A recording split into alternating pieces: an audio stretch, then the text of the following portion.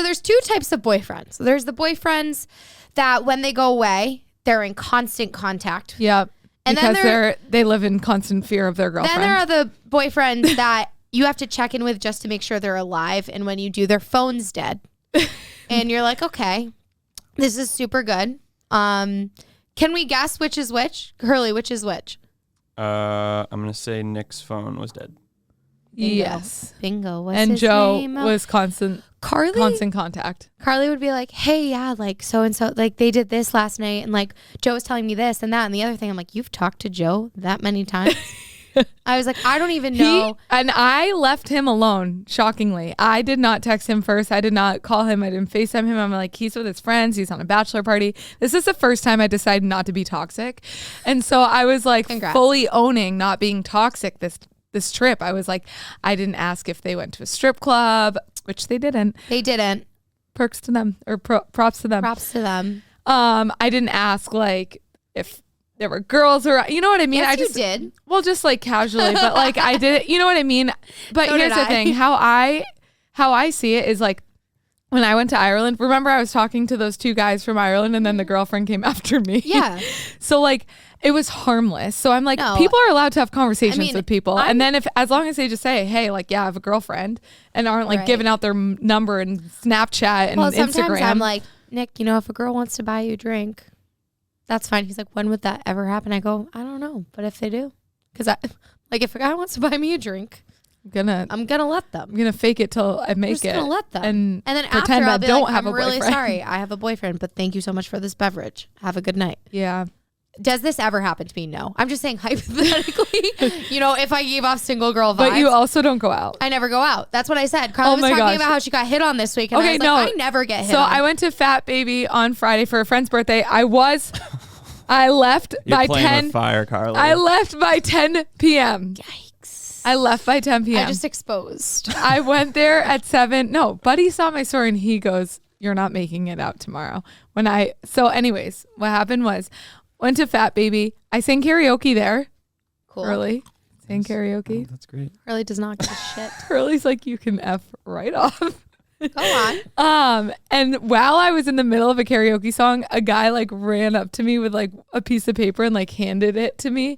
And he looked 12. He looked 12. Mid-song? Mid-song. That's pretty wild. And it said, can I have your number? And I'm like, do you want me to sing it to you? Like, what's going on? So I just shook my head no. And then put it in my pocket. And Maddie goes, I wish that would happen to me. And I go, you don't go out. No, I don't. But I just think I've always grown up in Carly's shadow a little bit. Do you want to dive into this? No, it's okay. It seems like it's affecting you. No, it's okay. No, go ahead. No, all I'm saying is like, and I've told all of these stories before, I'm pretty sure. So I'm not going to repeat myself. But let's just say every time Carly and I would ever go somewhere, even though I am younger, I would be #invisible and she would be That is not true. Yes, it is. Oh my God. People would be like, hi, what's your name? Looking at her.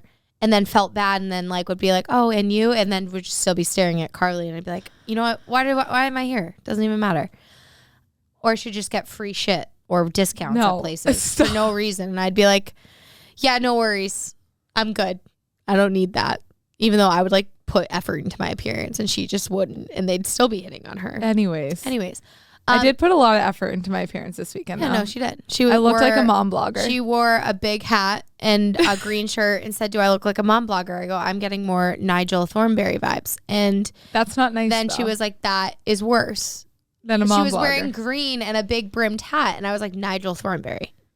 And then, do you know how many compliments I got on that hat? People love hats. But if you want to get a lot of attention, go out in a flat brimmed hat. It's because you look confident. That's what someone said, but I thought that was no. Oh, this other guy that I like know from Spin. Yeah, I ran into him and I like apparently he said to his girlfriend earlier in the night like, oh, I like that girl's hat, and the girlfriend goes, yeah, she's confident, and I was like, that is. I mean, you have to. I am confident, but like I wouldn't. When I see a person in a hat, I wouldn't be like confidence level 1 million. You know, I think it is confidence. Because it's a bold move. Like to It's a hat. Guys wear hats all the time. It's not just a hat. You're acting like it's a baseball hat. This hat was wider than your shoulders. No, it's not. Like, it was a big hat. It did have a really awkwardly wide brim. Yeah, and no. I felt self-conscious about the wide brim. Like when I got up to sing karaoke, I said to my friend Rachel, I go, should I acknowledge the wide brim? And she goes, don't bring it up. Because if you bring it up, it's so obvious. But yeah.